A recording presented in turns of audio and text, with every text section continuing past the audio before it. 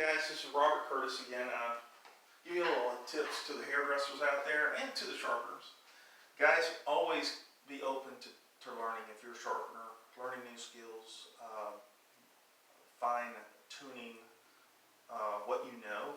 There's always other ways to approach things.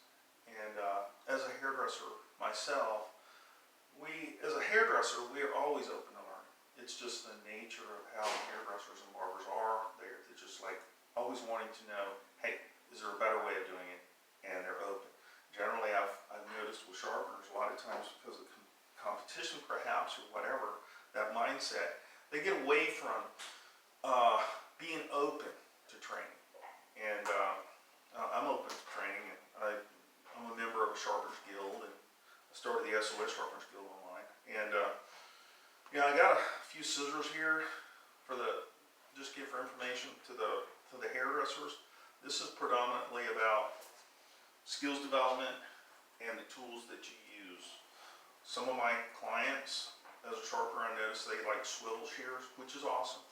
And a lot of times hairdressers get bought into the hype of buying into a brand. If you buy a brand, you're going to pay the brand price for an inexpensive scissor. I would save you from that. Instead, look at the style that you're comfortable with and find out what it's made out of. It's made from 440C, which is Chinese, is rated as 9CR. You can't go wrong. And they say VG10 and all this other stuff. That's actually, I was told by reliable source, it's 9CR or 440C. And there's a lot of hype that you even dealing with producers of scissors in China. And a lot of the manufacturers, they say that the manufacturer in Japan, it's not true. A lot of it's produced in China, and they're warehoused in Japan, and then they're sent off to wherever from Japan's warehouse or whatnot. So I would save you from having to pay that price on that high-end scissor, like from Hattori Hanzo. They're from China, those scissors, by the way.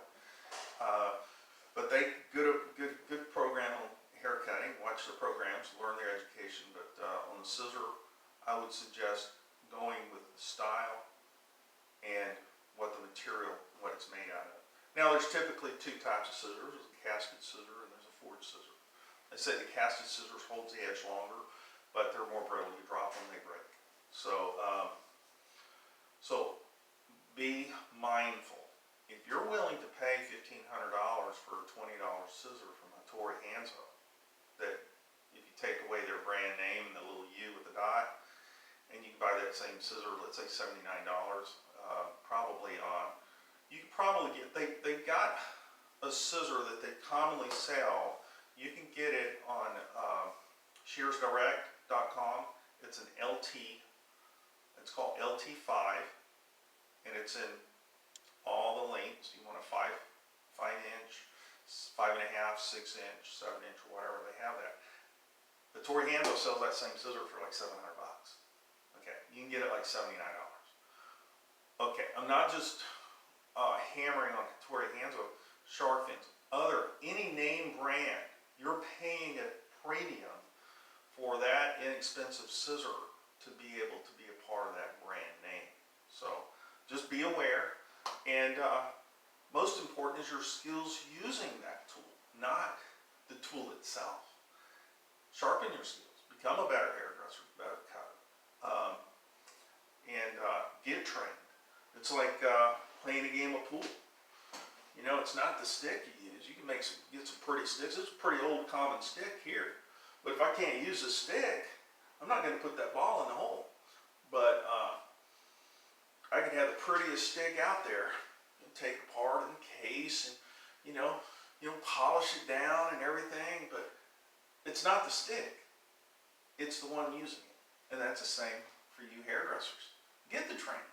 You've had a hairdresser that's been around for a while. Well, stick on her heels. Learn what she knows. Maybe even if you're doing the industry, don't even get paid. Just work as an assistant. Say, I just want to learn from you what you know.